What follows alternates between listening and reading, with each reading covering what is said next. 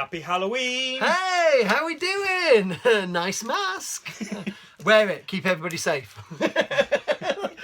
This message was brought to you by the NHS. Right. So, we are back again for another entry into our 31 days of October. And today, this evening, we are watching... We We're watched. sorry. We're going to watch it again. We watched The Headhunter. The Headhunter. A film you've talked about for a while. Right, I've wanted to watch this for so long because I don't know why. I came across something on Twitter, I think it was, and it was a filmmaker was talking about how basically they wanted to make this film, and it was long story short, I think they went to like a shop in November that was selling off all the Halloween costumes, and they bought it all, and then they made it all look really old and tatty. So they Whether bought they made it look authentic. effectively cheap costumes and props, and then spent time making it look cool and monsterousy to make a movie. And I just thought, I really like that won me over initially, that love and attention without even seeing the film. But what was the film about? I'm going to read the back for the synopsis. You can read? I can read, just. So, on the outskirts of a kingdom in the shadows of a looming castle, a quiet but fierce medieval warrior protects the realm from monsters. It's a fairy tale. The gruesome collection of trophy heads on the wall of his cabin is missing only one. The monster that killed his daughter. He travels wide expanses on horseback, driven by a thirst for revenge. When his chance for vengeance arrives, it's in a way far more horrifying than he ever imagined. Okay, so just jumping straight into that, the setting of this film is gorgeous. Oh, It is gorgeous. And the guy who plays the headhunter, who has very little in terms of dialogue because it's almost a one-man show, I really bought into the world. I really bought into the world. I think, like I said before, I knew I wanted to like it when it started, and it really grabbed me. And the bit you said about the trophies of the heads, this guy, his job is just to kill demons. yeah. So his job after his daughter is slayed by a demon, what I really liked is he hung around, and basically, when the town folk placed the horn, or played a horn, I think it was, then he slayed the demon. But the way it was So they were like, it was like the demon alarm. It was like, demon! And he was like, I'll be there. Yeah. Let me just get my sword. But the way it was done in that sense, that you've got to remember, not a spoiler, but this was made on $30,000. I mean, in pounds, that's probably, in today's conversion rate, it's probably about 7-8 quid. So it's such a low budget. So what I really liked about it is the atmosphere and environment it created, regardless of the budget. Because when you watch it, you don't think immediately, you don't go, I'll let that off because of the low budget. You actually watch it and go, this looks fucking great. Yeah, and the trophies in his room, the heads that are sort of put around of all these different creatures. As we know, a lot of them just Halloween masks being tied up. That's incredible, really. Look so good.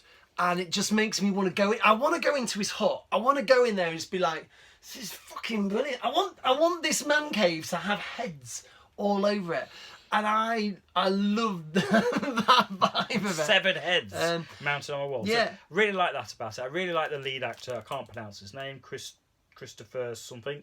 But he does it, considering it's pretty much him on his own, he does such a great job of just portraying this just desperate warrior to seek revenge. And that comes down to acting, direction, but also writing for a film that has very minimalness to it. It's 70 minutes long as well. So it's so brief. short and boom. So brief. So, dislikes. I'm going to throw out there. You've got a big dislike. Well, no, you've got a dislike. You go. Right, my dislike, and I don't want to spoil it because I really encourage people to watch it because it's probably a lot of people haven't heard of this. But my slight dislike is their own fault, really. And what I mean by that is I dislike the ending. And the reason I dislike the ending is because it pulled me in, and I had and I bought in to the story and the mission. I'm going to leave it as that. So the ending to me, I just felt I would have liked the ending to have gone the other way. However, I disagree. I thought the ending. So your like is my dislike. I thought the ending was powerful and unexpected, and your reaction of "No way!" was because you were invested. Just because you didn't get what you wanted is your problem, not their problem. Yeah, right. I like the ending. In fact, I really like the end. I thought the way that end scene, although even though you didn't necessarily like exactly where it ended, the direction in that end scene is the way what you saw and how you saw bits moving around the door and the window. I thought was top notch. My dislike, and I don't want to be really judgmental of the budget, because I think you get a lot of bang for your buck here. This is a very good movie, and it's an exceptional movie for the money that they had. I feel it was missing that scene that would have made it a classic. I feel it didn't have probably the money or the way that they could work out exactly how I think probably more the budget. Yeah, it didn't give you, and I mean, The Evil Dead is a low budget movie, but it had a budget. It didn't give you a big. I wanted the bit. There's a few scenes in this. You don't see a lot of the killings and a lot of the fightings. You hear it and you see the aftermath of them bringing bits back. And there's one that you do see that is in a horrible, small little claustrophobic cave. Mm-hmm. But I kind of feel like I wanted to see again another. I wanted that moment of fucking hell. I wanted the shark out the water scene. I wanted the real big boom, and I would have forgiven that to have even been a low budget way. I'd have loved a stop motion, even if it was obviously stop motion creature coming out. Someone lobbing a puppet in front of the screen. Yeah, well, there was quite a bit of that. But to me, that not having that stopped this from being an absolute classic. Ooh. But I really enjoyed this film. Yeah. I really enjoyed this film. Right. So we've done our likes, our dislikes, and during all of that, you've got our opinion of the movie. Let's get a pumpkin pie on the go. Yeah. So in summary, it's a fantastic, fantastic, different movie.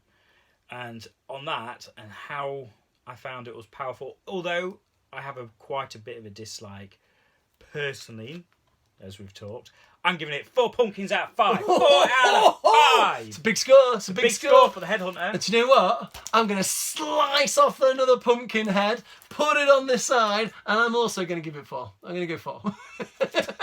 I was thinking it's not a 5. It's not a 5 pumpkin movie. It's not a 5. It is a solid 4. It is a better than average pumpkin. 4 big fat pumpkin heads. This is. Well, 8 for both of us in a row. Go watch. Check it out. Headhunter. Do you know what? It's cheap as chips to pick up. I know it's also been available recently on Sky Cinema. So I reckon it's probably much more available now than it was a few months ago. Do yourself a favour this October. Watch The Headhunter. And let us know your views. So yeah, enjoy your trick or treating. Watch whose door you knock on, because they might be you. See ya.